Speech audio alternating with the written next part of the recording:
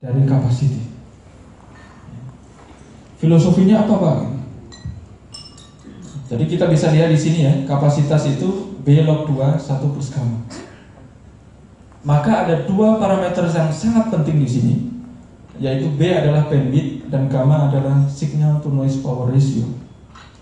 Sekarang saya ingin nanya, kalau Bapak dan Ibu ingin mencapai kecepatan 5G 20 gigabit per second, yang Bapak atau Ibu naikkan yang mana? Lebih baik menaikkan yang B atau lebih menaikkan yang gamma? Boleh tahu yang menjawab bandwidth? 1, 2, 3, 4, 5, 6, 7, 8. Yang menjawab gamma? 1, 2, 3. Kalau yang nggak menjawab,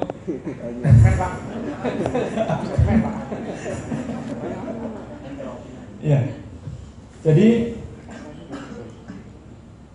kalau disuruh milih, maka kalian harus menaikkan bandwidth, bukan menaikkan gamma.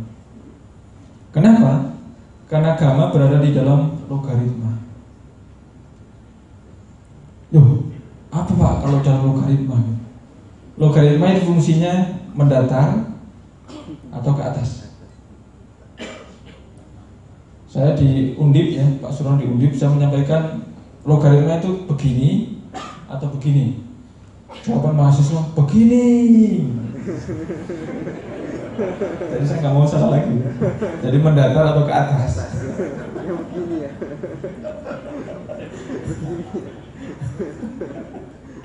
Logaritma adalah mendatar. Jadi kalau mendatar ya, sumbu X adalah yang SNR ya.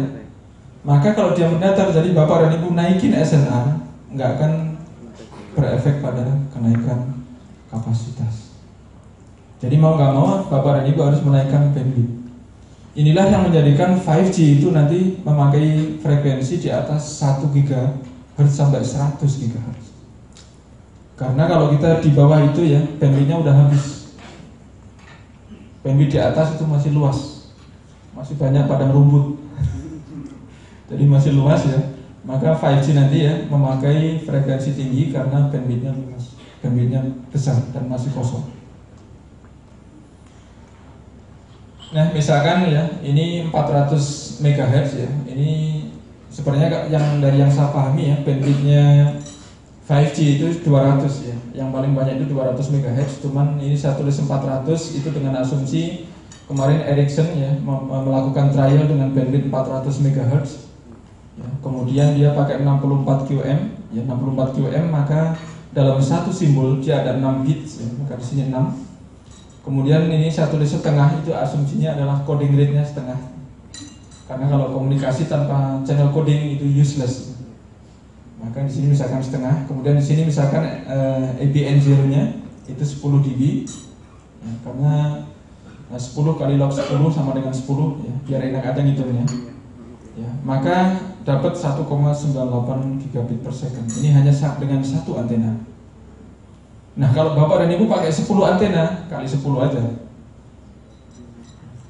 Walaupun ini walaupun detailnya mungkin nggak sampai 10 amat, cuman in average ya, sejumlah antenanya.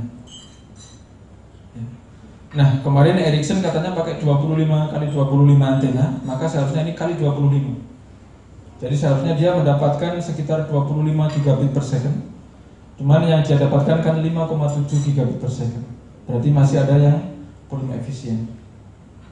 Secara teori harus dapat 25 gigabit per second, tapi secara praktek ternyata baru 5,7 gigabit per second. Berarti di situ masih ada yang harus dilakukan improvement.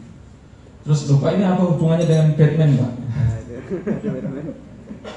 Jadi ini ya, saya ambil dari abine.com ya. Ini film The Dark Knight. Yang Batman itu menggunakan seluruh frekuensi itu untuk mencari musuhnya, untuk menemukan musuhnya. Jadi Batman pun juga tidak menggunakan gamma, tapi dia memilih menggunakan beta, bandwidth ya, bandwidth sebesar-besarnya. Akhirnya ya, karena melakukan semua bandwidth maka tidak ada lagi privacy. Maka yang dilakukan oleh asistennya adalah menghancurkan seluruh sistem setelah ditemukan musuhnya. Jadi sekali lagi ya, privacy nanti juga menjadi sangat penting di masa depan. Ya. Maka orang yang jujur ya memang setelah dipakai maka harusnya segera dihancurkan. Itu yang dilakukan oleh Batman karena dia orang kaya ya. Ya. Makanya kadang-kadang saya itu begini, kalau orang baik, ya, saya nggak tahu, saya tidak mengatakan Batman baik ya. Maksudnya secara umum aja ya, kalau orang yang baik kemudian dia kaya, itu susah dikalahkan. Sama dengan waktu saya SMA ya, saingan saya adalah kalau saingan saya hanya orang kaya saja, saya masih santai. Atau kalau saingan saya hanya pinter saja tapi tidak kaya, ya insya Allah masih bisa. Tapi kalau kaya dan pinter itu susah. Karena dengan kekayaannya dia bisa beli buku yang bagus-bagus terus dia pelajari. Gitu ya. Jadi memang kalau menurut saya dua-duanya ya. Ya. Jadi harta itu akan baik ya jika berada di tangan orang-orang yang beriman. Jika berada di tangan orang-orang yang baik. Next. Nah, ini yang tadi saya sampaikan ya tentang ilmu ya. Jadi kalau kalian di kelas ya, itu usahakan kalau belajar ya, itu memahami dengan baik ya. Memahami dengan baik. Kenapa harus memahami dengan baik ya? Karena kalau misalkan kalian bikin teknologi tapi tidak paham teorinya, tidak paham ilmunya, maka yang kalian lakukan adalah pemborosan yang luar biasa. Misalnya ya, ini adalah Sun Limit. Kemudian yang diarsir ini adalah unachievable region. Jadi kalian nggak mungkin mencapai area yang diarsir ini. Nah, kalau kalian tahu ilmunya, berarti ini yang Sun Limit, maka yang kalian lakukan itu adalah mendekatinya. Manfaat kalau kalian mendekati adalah EPN0, berarti di sebelah kiri berarti kan power itu makin sedikit. Artinya baterai lebih hemat ya, baterai lebih hemat. Nah kalau kalian bikin suatu teknologi, oh yang penting jalan pak, misalkan di sebelah sini, maka ini kerugian yang luar biasa karena sangat jauh dari teorinya. Misalkan ya, untuk sampai seperti ini kan harusnya bisa 0 dB, tapi kalian bikin bisa sampai 15 dB atau 14 dB kalau kalian nggak tahu teorinya. Ini sama dengan dalam agama kita ya. Orang yang melakukan amalan tapi tidak mengerti ilmunya bisa jadi membuat kerusakan yang lebih besar daripada kebaikan. Misalkan ya, kalian berwudu, nggak tahu ilmunya berwudu, pokoknya pakai air, itu juga salah. Dalam teknologi juga begitu. Jadi kita tuh perlu memahami teori ya. Kemudian kita tuh tahu ya secara praktis mana yang mungkin dan mana yang tidak mungkin, tapi kita harus tahu teorinya. Ya. Next. Nah, setelah tahu teorinya ya, kita kemudian tahu prinsip-prinsipnya. Jadi kalau di 2G ya, dia narrowband, jadi bandwidthnya ini kecil. Ya. Kemudian di 3G ya, ini mulai broadband. 1G saya tidak gambar karena 1G analog ya. Mulai 2G ke bawah itu digital. Nah ini 3G, ini disebut CDMA ya, maka setiap user dibagi dan naik ke atas. Dan ini yang menjadikan 3G tidak efisien, itu adalah mengokupai seluruh bandwidth, mau siang dan malam itu pakai semua. Makanya ini adalah kesalahan ya. Kita udah minta maaf kepada dunia, telah menciptakan 3G. Tahun 2010 kita minta maaf di Taiwan,